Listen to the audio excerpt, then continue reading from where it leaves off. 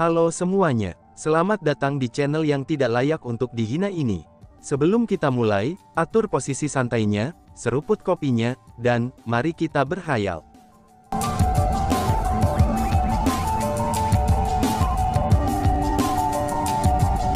Melanjutkan cerita sebelumnya, semuanya, seperti kata pepatah, menjadi senang sendirian, itu lebih rendah daripada senang dengan semua orang. Karena Chu Feng dan aku telah mengambil taruhan kami, apakah ada orang di antara kalian semua yang merasa bahwa kamu semua akan lulus ujian lebih cepat dari kami? Jika ada dari kamu yang merasa yakin, maka kamu harus juga mengambil beberapa taruhan juga dong, sehingga kalian bergabung dengan taruhan kami. Tepat pada saat ini, Wang Qiang berbicara sekali lagi. Orang ini sangat tidak tahu malu. Dia sebenarnya mulai mencoba membujuk orang banyak untuk berpartisipasi dalam pertaruhan. Namun hal yang membuat orang merasa paling terdiam adalah, setelah dia mengucapkan kata-kata itu, sebenarnya ada banyak orang yang tergoda dan bergabung dengan taruhan. Mereka tergoda bukan karena kotoran Wang Qiang yang bau itu.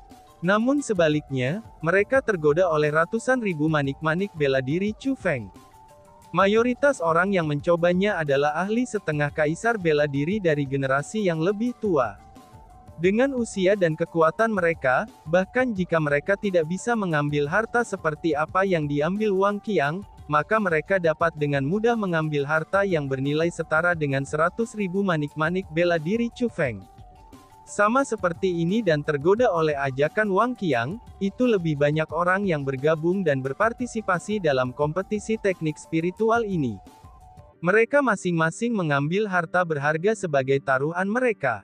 Selanjutnya, untuk memastikan bahwa semuanya tidak memihak, generasi yang lebih tua mengundang seorang lelaki tua dengan peringkat 2,5 kaisar bela diri dari desa penyegelan kuno, itu untuk menjadi wasit mereka. Si gagap ini benar-benar individu yang berbakat. Dia benar-benar menggunakanmu sebagai umpan, dan menarik banyak orang untuk terjun ke dalam pertaruhan.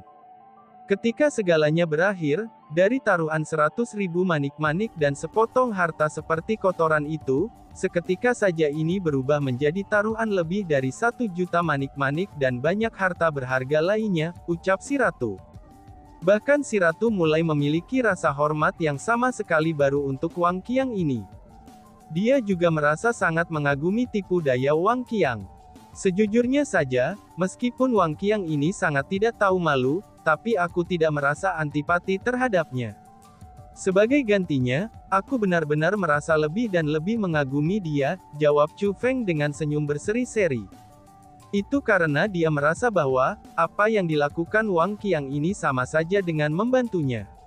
Wang Qiang dengan susah payah memikat semua orang ini untuk bergabung dengan taruhan, dan bahkan memberikan taruhan yang sangat besar. Namun untuk Chu Feng, dia merasa bahwa semua ini telah disediakan untuknya. Itu karena, Chu Feng bukan orang yang berani bertarung tanpa kepastian dalam kemenangan. Dia sudah dengan hati-hati memeriksa semua orang yang hadir, dan menganalisis tingkat teknik spiritual mereka. Setelah menganalisisnya, Chu Feng sampai pada kesimpulan bahwa meskipun ada banyak kaisar setengah bela diri yang hadir, tapi tidak ada satu pun dari mereka yang merupakan seorang spiritualis dunia jubah kerajaan. Karena mereka semua merupakan spiritualis dunia jubah emas, Chu Feng tidak akan takut dengan salah satu dari mereka. Dengan demikian, Chu Feng yakin bahwa ia pasti bisa menjadi yang pertama melewati ujian. Pada saat Chu Feng berpikir bahwa semua taruhan dalam pertaruhan adalah miliknya, maka pria yang tampak ceroboh dan si gendut itu diam-diam tiba di sisi Wang Qiang, dan kemudian menanyainya melalui transmisi suara. Kakak laki-laki, anak laki-laki dengan nama Chu Feng itu sebenarnya menyetujui permintaanmu dengan begitu mudah. Sepertinya dia bukan seseorang yang bisa diremehkan. Kakak, apakah kamu yakin bahwa kamu bisa menang? Oh iya kakak laki-laki, jika dia memenangkan semua harta ini, kita akan kalah besar, ucap keduanya. Setelah apa yang terjadi sebelumnya, mereka berdua sudah memiliki rasa hormat yang sama sekali baru untuk Chu Feng, dan bahkan menyadari betapa kuatnya dia. Jadi, meskipun mereka sangat mempercayai kakak laki-laki mereka, seperti yang telah terjadi, kepercayaan mereka kepadanya tidak lagi cukup. Omong kosong macam apa itu? Jika aku tidak percaya diri, mengapa aku harus bertaruh dengan mereka? Biar aku katakan kepada kalian berdua ini secara rahasia. Kakakmu ini adalah orang yang paling mahir dalam membuat formasi ilusi. Selain itu, aku juga sudah memperoleh peta.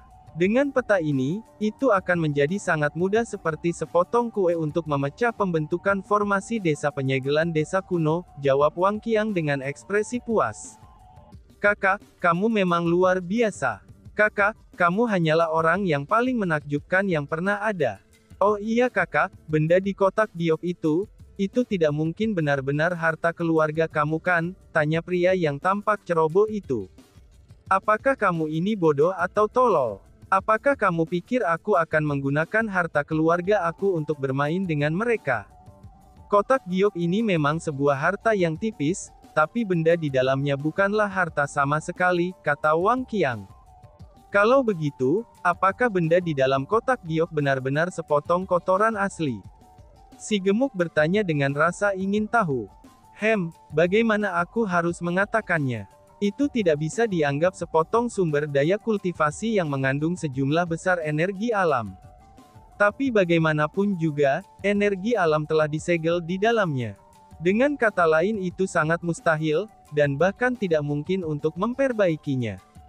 Bahkan jika itu adalah perjanjian, maka itu adalah harta yang tidak berguna, kata Wang Qiang. Lalu Chu Feng itu, dia masih bersedia menggunakan 100.000 manik-manik bela diri untuk bertaruh dengan kakak laki-laki. Bukankah itu berarti dia bodoh? Pria berwajah ceroboh itu bertanya dengan bingung. Hehehe, dia tidak bodoh. Hanya saja, ditertutup oleh kecerdasannya sendiri, jawab Wang Qiang sambil tertawa nakal. Kakak laki-laki, apa maksudmu dengan itu? Pria yang tampak ceroboh itu bertanya. Chu Feng itu, teknik spiritual Chu Feng pasti tidak lemah. Dia sepertinya bahkan lebih kuat daripada mereka semua. Jadi, dia pasti telah menemukan kedalaman dari sepotong kotoran ini, dan menemukan bahwa itu bukan kotoran biasa. Namun sayangnya, dia tidak menemukan bahwa itu adalah harta yang tidak berguna, kata Wang Qiang. Oh, kami mengerti sekarang. Benar-benar kakak yang brilian. Betul, berdasarkan apa yang kamu katakan, Chu Feng ini sebenarnya diumpan ke dalam perangkap oleh kamu. Hahaha, kakak, kamu benar-benar terlalu luar biasa, terlalu mengagumkan. Kami benar-benar mengagumimu sampai tulang sumsum, ucap keduanya. Mendengar semuanya sampai titik ini, kekaguman tertulis di wajah pria gendut dan ceroboh itu. Tatapan yang mereka gunakan saat tatap Wang Qiang, itu dipenuhi dengan rasa hormat. Itu tentu saja, dia masih lemah untuk melawan aku, ucap Wang Qiang sambil memandang Chu Feng dengan ekspresi yang sangat puas. Namun setelah itu, dia segera menambahkan. Tapi Chu Feng ini, dia juga seorang jenius langka. Sebenarnya aku juga sangat mengagumi dia. Tapi sayangnya dihadapkan dengan kepentingan, maka tidak ada yang namanya teman. Jika dia harus menyalahkan seseorang, maka dia hanya bisa menyalahkan dirinya sendiri karena berani melawan aku, ucap Wang Qiang. Tidak lama setelah masalah ini ditentukan, ujian kedua untuk memasuki desa kuno Siling segera dimulai. Ujian ini sebenarnya sangat sederhana. Semua orang harus masuk ke dalam formasi spiritual. Selama seseorang bisa melewati formasi dan berjalan keluar dari pintu keluar, maka mereka akan memenuhi syarat untuk memasuki desa kuno Siling.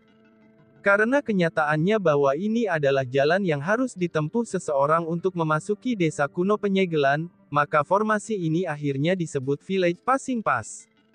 Selain itu, untuk mencegah mereka yang sudah melewati desa Passing Pass, maka sebelum dengan mudah memasuki desa penyegelan kuno lagi, akan selalu ada tetua dari desa kuno Siling yang akan mengubah desa Passing Pass sebelum dibuka untuk umum. Dengan kata lain, Village Passing Pass akan berbeda setiap kali dibuka, dan metode untuk melewati Passing Pass Village juga akan berbeda setiap kalinya. Namun seperti kata pepatah, semakin banyak berubah maka semakin banyak hal yang sama. Bagi para ahli spiritualis dunia sejati, Terlepas dari seberapa banyak desa Passing Pass telah berubah, itu masih tidak sulit bagi mereka untuk melewatinya. Jadi pada saat ini, ketika semua orang berdiri di pintu masuk desa Passing Pass, itu ada orang-orang yang tampak gelisah dan orang-orang yang sangat percaya diri. Adapun orang-orang yang sangat percaya diri, selain mereka yang sangat percaya diri dari generasi muda, itu hanya Chu Feng dan Wang Qiang yang benar-benar percaya diri. Adapun para ahli dari generasi yang lebih tua, jumlah individu yang percaya diri jauh lebih besar. Terutama para ahli dengan kultivasi setengah marsial kaisar, mayoritas dari mereka tidak menempatkan desa Passing Pass di mata mereka.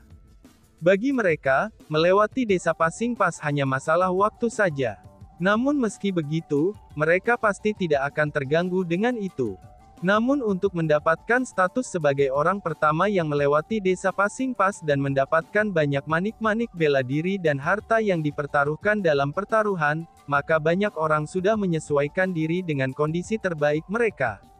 Menatap gerbang perunggu dan menunggu pembukaannya, sehingga mereka bisa melepaskan seluruh kekuatan mereka untuk berlari ke village Passing Pass. Adapun Chu Feng, dia adalah salah satu dari orang-orang itu. Chu Feng, aku pasti tidak akan toleran kepadamu nanti.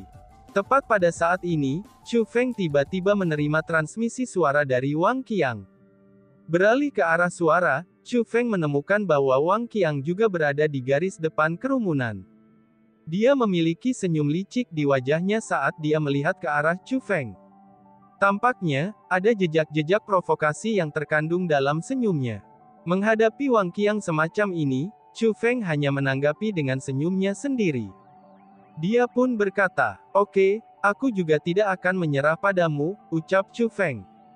Mereka yang melewati ujian harus mengikuti panduan ke desa kuno Siling. Kamu tidak diperbolehkan berkeliaran di sekitarnya, dan harus mematuhi aturan desa kuno penyegelan. Jika itu terjadi, maka jangan salahkan desa penyegelan kuno kami karena mengusir kamu. Sedangkan bagi mereka yang gagal melewati ujian, kamu tidak perlu berkecil hati. Teruslah berlatih dengan tekun. Selama kamu berusaha dengan keras, maka suatu hari kamu akan bisa melewati ujian, dan memasuki desa kuno Siling hingga menjadi salah satu tamu kami.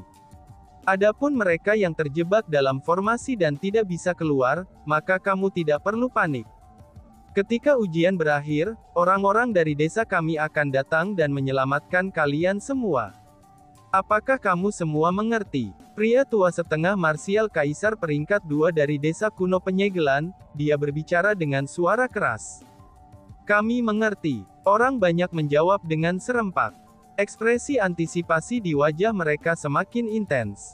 Itu karena, mereka tahu bahwa kesempatan untuk memasuki desa kuno Siling akan segera hadir bagi mereka. Karena hari ini istimewa, aku akan menambahkan beberapa kata lagi untuk kalian semua. Meskipun desa penyegelan kuno kami sangat ketat dengan aturan kami, tapi kami tidak pernah mengganggu urusan pribadi antara pengunjung kami. Maka hari ini, banyak pengunjung telah memutuskan untuk bertaruh dengan siapa yang akan menjadi orang pertama yang melewati desa penyegelan desa kuno kami, dan kemudian bersaing keras satu sama lain. Aku pikir ini adalah hal yang baik. Lagi pula, di dunia para kultivator, jika tidak ada perjuangan maka tidak akan ada kemajuan. Jadi aku menerima permintaan mereka untuk menjadi wasit pesaing mereka. Saat ini, kalian semua yang akan berpartisipasi dalam kompetisi, tempatkan taruhan kamu di kosmos sak ini, kata pria tua itu. Apa? Serahkan padanya, seru orang-orang. Mendengar kata-kata itu, banyak orang yang telah memutuskan untuk berpartisipasi dalam kompetisi pun mulai ragu-ragu. Lagi pula, taruhan mereka ini adalah barang-barang yang bernilai tinggi. Jika mereka menyerahkannya kepada orang lain untuk dijaga begitu saja, mereka akan merasa tidak nyaman. Maka secara praktis, semua orang takut kalau lelaki tua dari desa kuno Siling ini akan menipu harta mereka. Namun tepat pada saat ini, Chu Feng memimpin dan berjalan maju. Tanpa ragu sedikit pun, ia menempatkan 100.000 manik-manik bela dirinya ke dalam kosmos sak milik lelaki tua itu. Karena faktanya bahwa mereka berada di lingkungan publik, Chu Feng tidak merasa bahwa orang tua dari desa kuno Siling akan cukup tak tahu malu untuk menggelapkan harta mereka. Selanjutnya, Chu Feng telah mengamati pria tua ini sebelumnya, dan merasa bahwa ia memiliki karakter yang cukup baik dan bermoral yang dapat dipercaya. Itulah alasannya, mengapa Chu Feng menyerahkan 100.000 manik-manik bela diri kepadanya tanpa ragu sedikit pun. Selanjutnya, setelah menyerahkan manik-manik bela diri kepada orang tua itu, Chu Feng bahkan dengan sopan menangkupkan tangannya dan berkata, "Senior, aku minta maaf telah merepotkanmu." Ini hanyalah apa yang orang tua ini harus lakukan," balas orang tua itu. Dihadapkan dengan perilaku sopan Chu Feng, orang tua dari desa kuno Siling tersenyum ringan dan mengangguk dengan sangat senang.